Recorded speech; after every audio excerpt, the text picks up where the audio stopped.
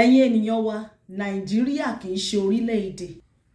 Goodluck Jonathan ó kóòtì àwọn ọ̀rọ̀ wọ̀nyí nínú àwọn ọ̀rọ̀ tí àwọn adarí orílẹ̀-èdè nàìjíríà tẹ́lẹ̀ rí tí wọ́n ti sọ sílẹ̀. Àwọn wo ni adarí wọ̀nyí? Àwọn náà ni bàbá Awólọ́wọ̀, Nnamdi Azikiwe àti Ahmadu Bello, tó jẹ́ pé àwọn ni wọ́n wà ń bẹ̀ ńgbà tí wọ́n kó nàìjíríà papọ̀ ní ìgbà tí àwọn Bìrìtìkó tí wọ́n kó gbogbo wa papọ̀. Wọ́n ṣàlàyé wípé píparapọ̀ tí wọ́n pa nàìjíríà yìí pọ̀ nígbà yẹn, wọ́n ní British intention ni. British yẹn ni àwọn Bìrìtìkó, àwọn ni wọ́n ní lọ́kàn láti kó gbogbo nàìjíríà papọ̀. Kì í ṣe nàìjíríà ló ní kí wọ́n kó àwọn papọ̀. Nígbà tí wọ́n wá béèrè lọ́wọ́ Goodluck Jonathan, ẹ máa wo fọ́nrán yẹn o, pé kí ni Goodluck Jonathan rí sí ọ̀rọ̀ ìṣọ̀kan nàìjíríà, ìyẹn ni unity, kí olúkálukú ní ìṣọ̀kan, kí wọ́n fọwọ́sowọ́pọ̀. Ó ní kí wọ́n jẹ́ kó òun rán wọn létí padà sẹ́yìn àwọn ọ̀rọ̀ tí àwọn adarí, àwọn àgbààgbà orílẹ̀-èdè nàìjíríà yìí ní ẹ̀yà kọ̀ọ̀kan, ẹ̀yà yorùbá, bàbá wa Awólọ́wọ̀ wọ́n ti sọ̀rọ̀. Ní ẹ̀yà àwọn ti Ìgbò, Nnamdi Azikiwe òun náà ti sọ̀rọ̀. Ẹ̀yà ti àwọn Haúsá, Ahmadu Bello òun náà ti sọ̀rọ̀ sílẹ̀. Ẹ jẹ́ kí a tẹ́tílẹ̀ kẹ́ ẹ bá wa gbọ́ lẹ́nu ààrẹ orílẹ̀-èdè nàìjíríà tẹ́lẹ̀ rí Goodluck Jonathan bí ó ṣe sọ àwọn ọ̀rọ̀ wọ̀nyẹn. Ẹ jẹ́ kí a tẹ́tílẹ̀. Thinking about how we've been having this conversation about the unity of Nigeria. And I reflect back at some of the prominent statements made by some of our founding leaders. And I feel that probably this will help us to have a conversation on the Nigerian unity. I just brought four, not to bore you. First, and I quote, not my statement, Nigeria is not a nation. It's a mere geographical expression. There are no Nigerians in the same sense as there are English, Welsh, or French. The word Nigerian is merely a distinctive appellation to distinguish those who live within the boundaries of Nigeria from those who do not. This is accredited to Chief Obafemi Awolowo, the former Prime Minister of the Western region. The second one, and I quote, it is true that we politicians always delight in talking loosely about the unity of Nigeria. 60 years ago, there was no country called Nigeria. What is now Nigeria consisted of several large and small communities, all of which were different in their outlooks and beliefs. The advent of the British and that of Western education has not materially altered the situation, and the many and varied communities have not knit themselves into a composite unit.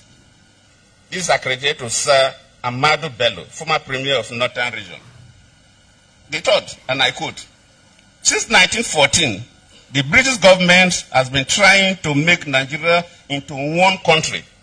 But the Nigerian people themselves are historically different in their backgrounds, in their religious beliefs and customs, and do not show themselves any sign of willingness to unite.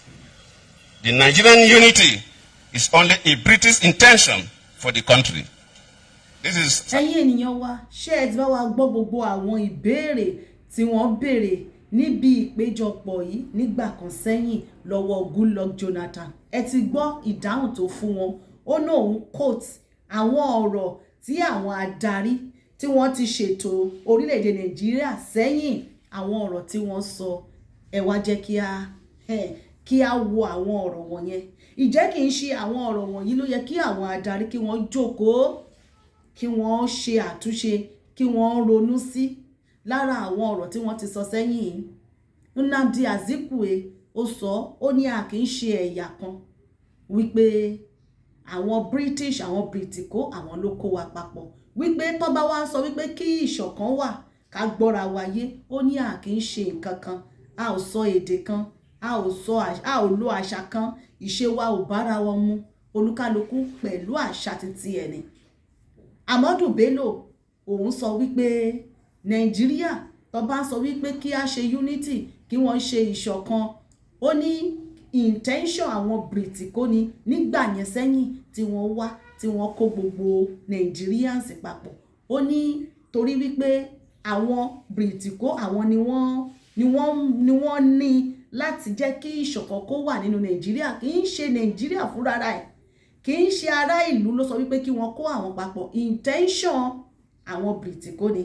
Bàbá Awólọ́wọ̀ àwọn sọ wọ́n ní Nigeria is not a nation, geographical area ni. Ṣé ẹ bá wa gbọ́ lẹ́nu Goodluck Jonathan ló ń tọ́ bá wá sọ wípé kí ìṣọ̀kan wà o, báwo ni wọ́n ṣe fẹ́ ṣe? Àwọn ẹ̀yà tí wọn kì í ṣe kankan, báwo ni ìṣọ̀kan ṣe fẹ́ wà? Ẹ̀yin ènìyàn wa lẹ́ni báyìí òun ló wá ń fa gbogbo kùdìẹ̀kudiẹ lè tó ń ṣẹlẹ̀ yìí látàrí ètò ààbò tó sí, látàrí ìlú tó lọ déédé, látàrí gbogbo ìpèníjà ìdojúkọ tí ará ìlú ń rí nítorí pé ọ̀rọ̀ tí àwọn adarí, àwọn àgbààgbà wọn tó ti sọ sẹ́yìn, àwọn tí wọ́n ń gba ipò lọ́wọ́ wọn, tí wọ́n ń gbé ipò fún àwọn nǹkan tó yẹ kí wọ́n jókòó, kí wọ́n ṣe àtúnṣe lé lórí nìyẹn. Ẹ wá wo Goodluck Jonathan lánàá, àwọn ọ̀dọ́ wọn lọ sílẹ̀ l'Àbújá wípé kó wá ṣe ààrẹ orílẹ̀-èdè Nàìjíríà, kó wá díje ìbò 2027 presidential election eléyìí tó ń bọ̀ lọ́nà. Ẹ wá gbọ́, ṣé ìyẹn ni ọ̀nà àbáyọ báyìí ni gẹ́gẹ́ bí àwọn ọ̀dọ́ bí wọ́n ṣe lọ bá? Ṣé Goodluck Jonathan tó lóun kóòtù ọ̀rọ̀ àwọn bàbá wọ̀nyí, ṣé òun ló fẹ́ wá ojútùú sí ìṣòro eléyìí tó wà nílẹ̀ yìí ni? Tàbí àwọn míì náà tí wọ́n ń gbé àpótí ipò ààrẹ lọ́wọ́lọ́wọ́ báyìí?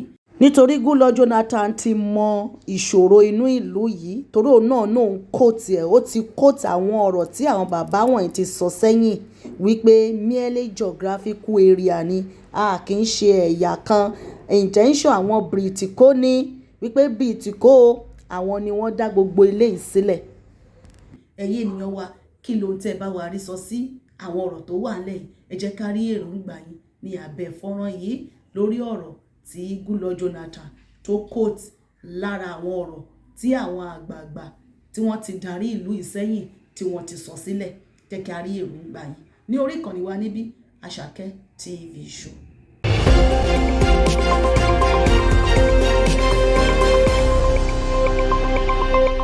Àṣàkẹ́ TV Show.